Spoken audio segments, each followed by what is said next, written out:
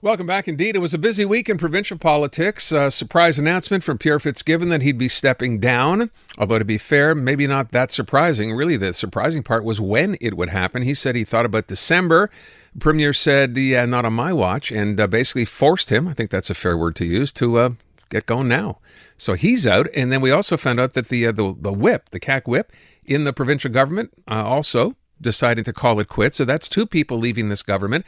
And then Marc, the interim leader of the provincial Liberals, with a rather interesting take on this, suggesting, and maybe other people are starting to think the same thing, after two fairly, high-level departures, certainly Pierre Fitzgibbon, the super minister, that departure, I don't think it gets higher than that as far as, ministerial departures are concerned. Marc Tanguay says, hey, it's starting to look like the end of a regime. Marc Tanguay is on the line. Mr. Tanguay, thank you for being here. Hey, good afternoon. So I'm guessing this is the best news the Liberals have had provincially in quite some time. Yeah, but other than the partisan side of it, I think that Quebecers are suffering and our economy is suffering. And as you mentioned, we can also add to the chief whip and leaving the CAQ for the federal level, and Pierre Fitzgibbon forced to resign or leaving. We can also have the finance minister, Éric Girard, who would like to be Canada's finance minister instead of being in Quebec. So true to its way, the CAQ is a mishmash. The government is losing momentum. And with Pierre Fitzgibbon's departure, the CAQ loses the little economic credibility it had left. And that's a pity for Quebec. At the end of the day, this is our small businesses who are paying the price of not having a real leadership for our economy. So with respect to that, I mean, the one question with Pierre Fitzgibbon leaving is this massive energy bill that he, of course, had been shepherding all the way through. He's not there anymore, and this is now going to become someone else's, concern. Are you concerned about the fact? And remember, this is a major rewrite of our energy future. How concerned are you? A lot. And we were asking for the last 2 years now to have a national conversation with respect to our energetic future.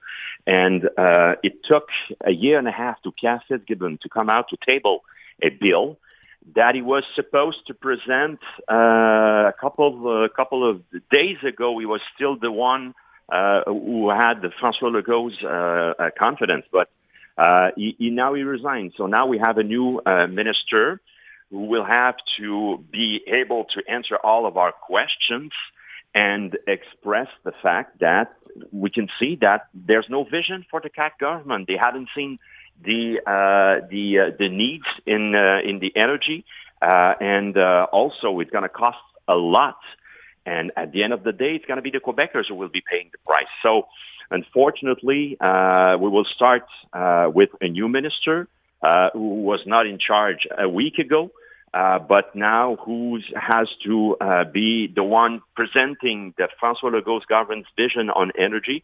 But we can see that we lost 6 years with François Legault with respect to that very important issue. Maybe it's unfair to ask you, given that you're the leader of an opposition party. Do you sense François Legault is concerned? I mean, these are two let's not say the whip so much, but certainly Pierre Fitzgibbon leaving seems to be a bit of a major blow.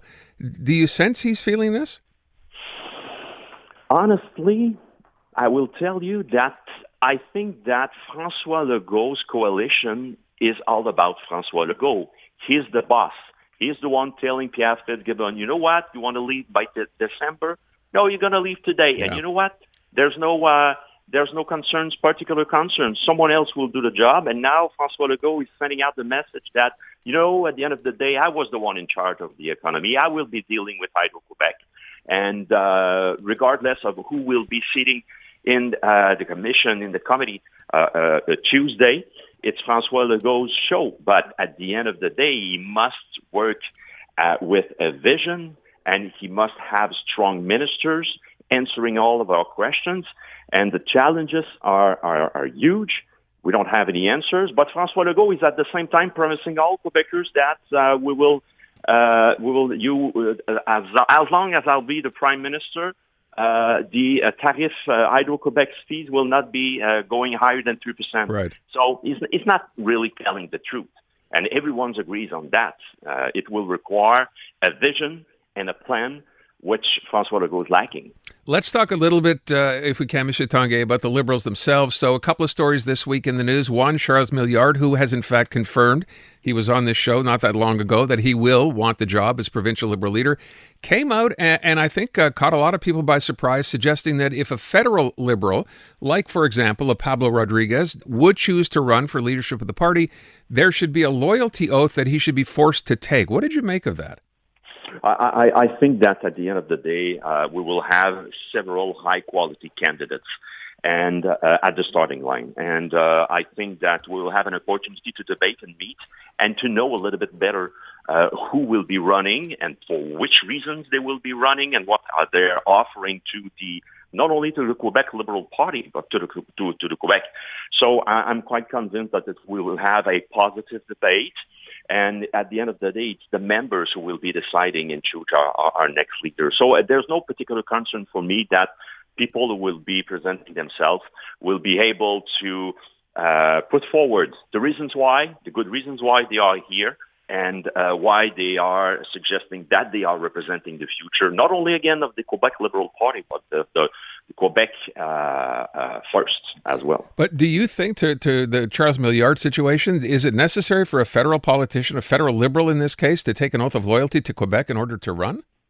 No, I think that, we Liberals, we are clearly the only true Federalist party at the National Assembly. And I'm taking for granted, 100% sure that first, people who will be presenting themselves in the race will be strong Federalists, and they know why they are Federalists, being able to explain to it. But at the same time, also, I'm taking for granted that each and every candidate will be there to make sure that Quebec will be able to flourish within Canada. So, true to our values. So this is not a concern, a special concern for me. And again, I will not be comment more on what Mr. Milliard suggested. It is right, and now it will be the opportunity for the other candidates to answer this. Fair enough. This call.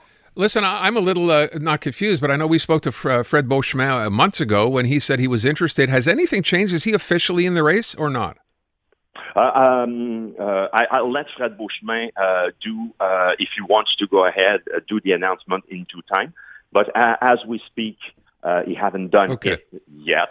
But I'll let him, and I will not be deciding for him if he goes and if it's the case, when it will be and how we will be announcing it. Okay. Last question concerns someone who is, of course, already told us he's interested. That's Denis Coderre, who's been in the news for all the wrong reasons this week. It's a Revenue Quebec issue. I thought I heard a story yesterday from the Liberal Party suggesting that, look, if you want to run for leadership of the party, you better take care of your own business. In this case, this tax issue with Revenue Quebec. You need to take care of that first before you can run. Is that accurate?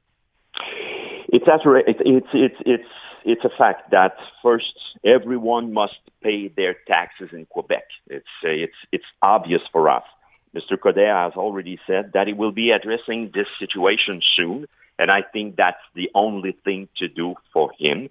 And I will be not commenting further on this. It's, of course, important that everyone pays taxes, and he's mentioning that he will be regularizing his situation. And I think that's the proper thing to do. Okay. Well, he has until June, right? So if something can get cleared up by then, it should be fine. The race will officially started in January, next January, and then each and every candidate needs to present in due form their candidacy, and they will have an evaluation on each and every candidacy with respect to the application. So they will have. For every candidate, potential candidate, they will have a specific analysis to each candidate. Last question, then I will let you go. What concerns the by-election that's going to be coming up now by virtue of Pierre Fitzgibbon having resigned in Terrebonne. I know the PQ already talking about this. This would be an important win for them. It's a riding they previously held. What about the Liberals? How important is this for you? I think that, of course, we approach each election by saying we want to win it. But our story in Terrebonne, we will be realistic. That being said, at the end of the day, we will have, I'm 100% convinced, an excellent candidacy, and we will be active in the field in due time. and we will be there to debate, and that's going to be also an occasion to continue to debate with this government to see who will be willing to now be the next CAQ government, saying when we consider that each and every region are not well served with CAQ M&As. And we went this week in Outaouais, in Gatineau, and you have 4 CAQ M&As out of 5 ridings. And we can see that the results, for instance, for the healthcare system are literally catastrophic. So it's going to be an occasion for us in Terrebonne, being realistic, to have an excellent candidacy. And we will show up, and we will be ready to debate. Mr. Tanguay, appreciate your time. Thank you so much. You're very welcome. Marc Tanguay, Liberal interim leader provincially. A couple of different issues there.